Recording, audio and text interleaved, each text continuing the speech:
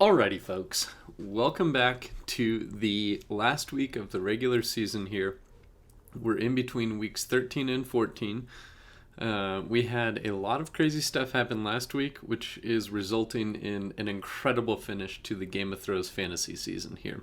We're going to be breaking down all possible seeds. There's only one locked-in seed right now for the playoffs. 4 of the teams are already confirmed for the Toilet Bowl. So we'll be doing a deep dive into what the Toilet Bowl looks like, as well as all possible scenarios for all possible playoff seeds. But before we do that, let's go ahead and talk about some of the things that happened last week, which allowed us to get to where we are. Crossdresser Strikes Back was able to beat Worst to First, meaning that Worst to First did not clinch the division last week. And in fact, that win for Crossdresser, that resulted in a playoff clinch. Congrats to Charlie and the Crossdresser Strikes Back team. They are in the playoffs no matter what happens this week. That's pretty cool. In other news, we had Redwood. Congrats, Jordan. You've done it. You did not go defeated. You beat your little brother. It was an ugly one, folks. I mean, he only scored 70 points, but when Tiny Nuggets puts up 58, there you go. You got yourself a win. We love fantasy football. As a result, Team Tiny Nuggets, he's going to be writing a letter on why his team sucks. Really looking forward to reading that one.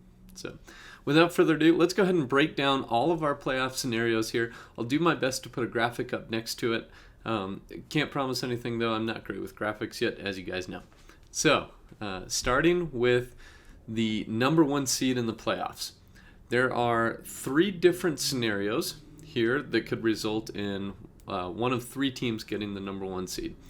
Those 3 teams vying for the number 1 overall seed are the Gateway Archers, the Little Braves, and Worst to First. So, here are the 3 scenarios. The first, if Little Braves win, they are the number 1 seed straight up. They beat Gateway Archers in the regular season. So that would just kind of eliminate everything there. However, if Gateway Archers and Worst to First win, Worst to First becomes the number 2 seed, and Gateway Archers becomes the number 1 seed. And lastly here, if the Gateway Archers lose, the winner of the Braves matchup will be the number 1 seed. It should also be noted that if the Little Braves and Worst to First tie, Worst to First would get the number 1 overall seed. And the reason is the division record, or the head-to-head record against Little Braves, would be 1-0-1. So they would technically have a better winning percentage than Little Braves, and they would get the number 1 seed. Highly unlikely. It's literally never happened in the history of our fantasy team. Because even if there is a tie, it goes to bench points. And if the bench points are tied, then it's a tie. So that chance is not even worth talking about it, but I did it anyways. You're welcome. Okay, so that takes care of the number 1 and the number 2 seed. The number 3 seed will be the winner of the Taco 12-pack division. So I'll break that down really quick. It's pretty straightforward here. If Crossdresser Strikes Back wins their matchup, they're the number 3 seed. If Co-Parenting wins the matchup and Crossdresser loses, then it would go to a tiebreaker because they split against each other in the regular season. And currently the tiebreaker would be total points scored. So Co-Parenting is up by 107.5 points on Charlie. So most likely, barring crazy unforeseen circumstances where Co-Parenting won and Crossdresser also lost, but Crossdresser lost and scored 107.5 more points than Co-Parenting. It's not going to happen, folks. If Co-Parenting wins and Crossdresser loses, Co-Parenting's going to win the division and take the 3 seed. As we spoke about last week, We Touchdown there is the number 4 seed. In the 5th seed, you're going to have the 2nd place finisher in the Fishing for Trouble division. So they'll be the 5 seed there. That's either going to be Worst to First or Little Braves. Now to the fun stuff. That's the 6th seed. We have 4 possible teams that could get this 6th seed. And thanks to divisional matchups, those 4 teams are broken down into just 3 games for us, folks. So on Sunday, we're going to be highlighting those games. We're going to be following along very closely to see the outcome there in each of those games. Here it is. The 6th seed, we have Josh Allen's Cavs versus Super Camario. We have co-parenting versus No Doubts About It, and we have Crossdresser Strikes Back versus Fantasy's Dreams. So the 4 teams that are competing for this one spot are Josh Allen's Cavs, Team Co-Parenting, No Doubts About It, that's right, head-to-head matchup for the 6th seed potentially, and Crossdresser Strikes Back. So let me break down the scenarios. If Crossdresser loses and Co-Parenting wins, Co-Parenting is the number 3 seed, and Crossdresser gets the number 6 seed. Okay, scenario 1. Scenario 2. If Crossdresser loses, Josh Allen's Cavs win, and No Doubts About It win, Crossdresser is the number 3 seed, and Josh Allen's Cavs is the number 6 seed. All right? With me so far? Okay, here we go. In the 3rd scenario for the 6 seed, Crossdresser wins, Josh Allen's Cavs lose, and No Doubts About It wins.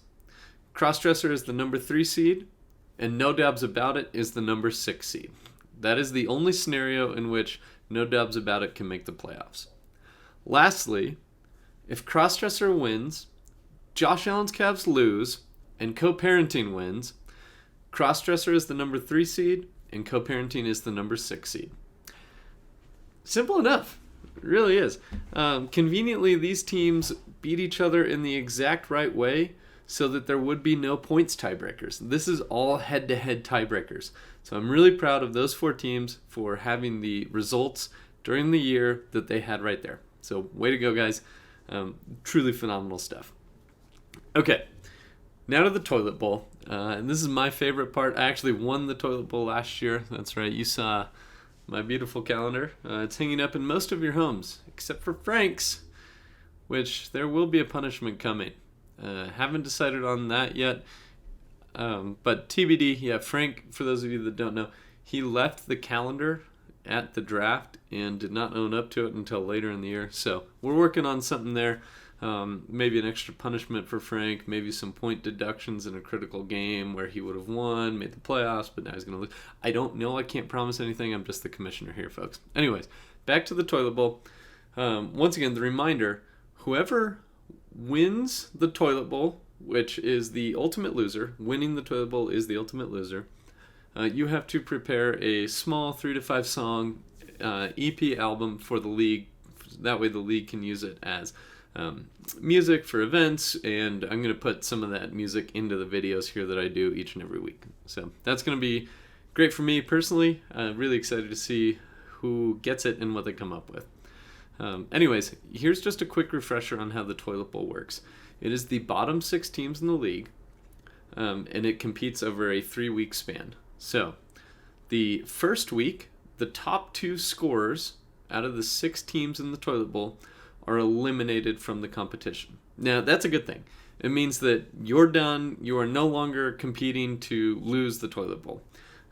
So all you have to do is be one of the top 2 scorers in that first week, and you're out of there. So that means that in the second week, we'll have 4 teams remaining. Now, those 4 teams, those are, obviously the ones who scored the lowest last week. In the second week, once again, the top 2 scorers are eliminated. So they are out of contention. They're good to go. Their season's over. Congrats, you did not be the ultimate loser. Which means that in the 3rd and final week of the season, we have a head-to-head matchup for the ultimate loser, and also a head-to-head matchup for the championship. So we'll only have 4 teams playing in that final week. It's a really fun way to kind of watch and cheer on great teams, and also just kind of laugh at the losers down there at the bottom. But yeah, the 3rd and final week, the loser of the toilet bowl matchup in that head-to-head battle, they're going to be the ultimate loser and have to produce that album for us. So yeah, basically there's the quick little recap. If you have any questions, please let me know. I will answer them as soon as possible. I know this is a highly stressful time of year for people. The other thing I'll say is I will most likely be editing the seeds of playoffs just because Sleeper does not allow me to have multiple tiebreakers. They kind of just do it as base record and then total points scored. They ignore head-to-head record, which obviously we as a league do not. So I will be adjusting the seeds as needed. Hopefully I don't have to do too much adjusting. Hopefully everything just kind of falls into place. But yeah, there we go, folks. That's going to do it for me. Next time you see me, I will be in Fort Collins, or I will have been in Fort Collins. I obviously won't be there live. We're not going to do a live premiere, unless Nuggies can figure it out. Come on, Nuggies, figure that out for us. Yeah, I will be working with the lowest scorer from Week 14. We're going to go up to the playoff preview. It's an awesome time. If you haven't seen it in the past, get ready. It's a humongous show. It's our biggest show of the year. We break down each and every team, what they have to do to win, lose, get out of it, everything like that. We make predictions. We generally have a good time. And yeah, it's in Fort Collins with me and Ryan, so what's not to love? Alrighty, folks. That is truly it. We'll see you next time, and thanks for tuning in all season. Best of luck to everybody except my little brother. See you guys.